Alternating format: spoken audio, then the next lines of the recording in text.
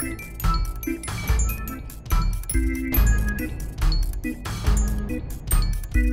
everybody, Geekvengers here. Oh, actually, the Geekfather, otherwise known as Marselles the Black, otherwise known as Marselles, here to bring you some anticipatory excitement about The Dark Knight Rises. At the Geekvengers, we've been excited about this movie probably since the credits rolled on The Dark Knight. I was very excited about that movie. I was very pleased, and of course, because it was awesome and just damn near perfect. But this one, I have to be honest and say I'm a little bit more excited about because it contains probably one of my most favorite villains ever in Bane. Bane gets a bad rap and he's kind of underrated because, well, Joel Schumacher didn't do him any favors. In his version of the movies where he made Bane a big hulking idiot knuckle dragger who just grunted and groaned and was Poison Ivy's lackey through the whole movie. And that's not the Bane I know and love. The Bane I know and love was first introduced in the early 90s, I believe it was 1993, with the Nightfall storyline in the comics and graphic novels, where Bane was a Spanish, guy. He was enslaved, basically paying off his father's debt in a Spanish prison, where he escaped after he was experimented on and was given venom, turned into a big hulking super badass. But that's not what makes him awesome. What makes him awesome is the fact that he's super intelligent. He's very cunning, he's very ruthless, he's cold, he's calculating. He has just the same kind of intellect as Batman. He's on the same level, and physically, he can break shit up. And when Batman is at his absolute lowest, where he just has nothing left, then Bane comes out and faces him in one-on-one combat and proceeds to beat the shit out of him. He actually physically breaks the Bat. Snaps his spine, puts Batman in traction, Batman's out of commission. Bane being played in this movie by Tom Hardy. They're sticking basically with the core concepts of the character, him being physically imposing, him being hooked on a drug that basically makes him feel no pain and makes him, exceptionally strong. They're going to keep his cunning and his intelligence intact. And basically I'm thinking, and this is only my theory, that he's going to be working with the League of Shadows to basically complete the plan that was started in Batman Begins, where Ra's al Ghul was trying to take down Gotham because he saw it as the example of decadence and basically all the horrible things that are wrong with the 21st century world as it was. You never know how no one's going to roll with it. New scenes, we don't know. But Marion Cotillard was hired to play Miranda Tate, which I'm thinking is kind of a ruse. Somehow, some way they're going to work in Talia al Ghul, Raish's daughter, into this movie. I'm thinking it's going to happen. Either way, I'm really excited about this one because there aren't too many superhero movies where the villain lives up physically to the hero. With The Dark Knight, you had the Joker, and he was a perfect foil for Batman because he was psychologically unpredictable. He was anarchy. I like this job. I like it. You never knew where he was going to go, what he was going to do. It worked.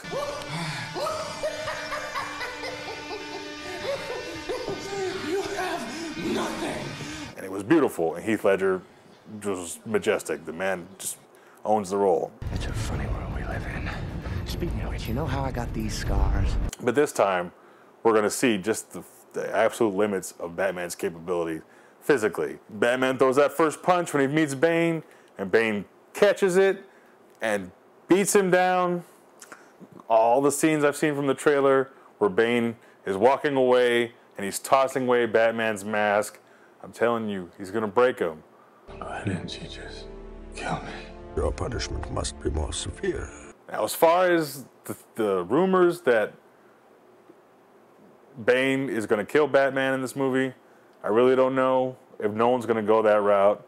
If he does, I give him props and more power to him for taking that risk and killing off Batman. This is going to be Nolan's last Batman movie, so he can pretty much do with it what he wants. I hope he doesn't kill him, but if he does, I'm sure it'll be in a poignant way where it'll set up something. Maybe John Blake takes over Batman, or they kind of work in the Batman Inc. storyline, or I don't know. I'll be interested to find out. But this basically is going to involve a lot of the Nightfall storyline from the early 90s, as well as some of the later, probably, storylines It's going to mix in maybe a little bit of Dark Knight Returns with Batman being older, coming back out of semi-retirement, and a little bit of No Man's Land, where Gotham is under attack, and basically it's a free-for-all, and they have to band together. He has to unite with the police and Batman, and he's bringing Catwoman, and they all basically have to fight for their lives. Now, I am going to be interested to see where they go with Catwoman. It's a brazen costume for a cat burglar. Yeah? Who are you pretending to be? I don't know if he's going to introduce her as some kind of love interest, like she is in the comics, but I'm sure it'll be a lot better than that Halle Berry piece of crap. And I love Batman, and I think he's awesome. I always bet on Batman, but I do like movies that will show the hero failing, because he is still human, and he does make mistakes. And even though he's Batman, he's not infallible. And that's going to show the limits of what he's able to do, and that he's going to basically have to rise. Took quite a fall, didn't we, Master Bruce? I remember the line from Batman Begins where Bruce's dad, his father, was like, "Bruce, why do we fall?" And he's like, and his dad tells him, "So we can get back up." And I think that's basically what's going to happen here. I think his first showdown with Bane is going to be when Bane just humiliates him and beats him down, and Batman's going to have to basically rise up and conquer his fears. It's going to be like Rocky 3. We all remember Rocky 3? You know, when Rocky was the top, he was the champ, dun, dun, dun, dun, dun, dun, and he was kicking everyone's ass, and then Mickey was like, "You don't want to fight Clubber Lang." And Rocky's like, "I could beat him, Mick, I could do it." And Mick's like, "You're a bum, Rock, you can't do it. You can't beat him. You was fighting tomato cans, Rock." It's going to be a situation like that. It's going to be like Rocky 3, where he's going to come across an enemy that just bests him in every way. Physically, mentally, emotionally. It's just going to tear him down. And Batman's going to have to find it within himself, that extra magic to pull himself up and lay the beat down.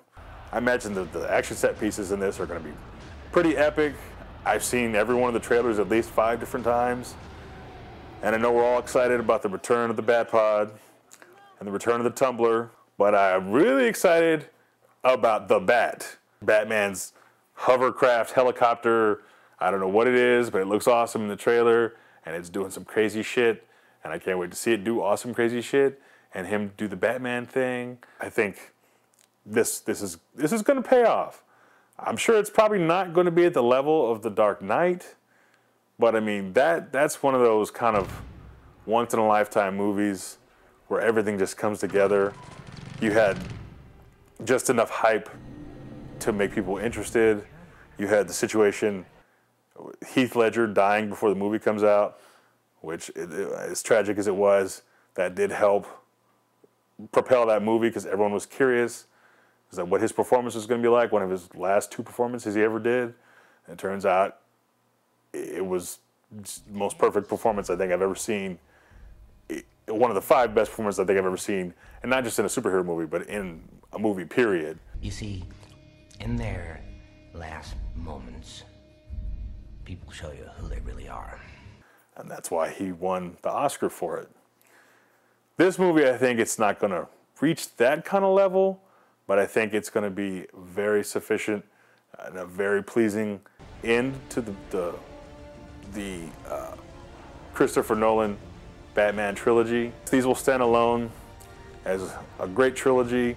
I kind of liken it. I was thinking earlier, it's like Star Wars, the original trilogy, not those shitty other ones.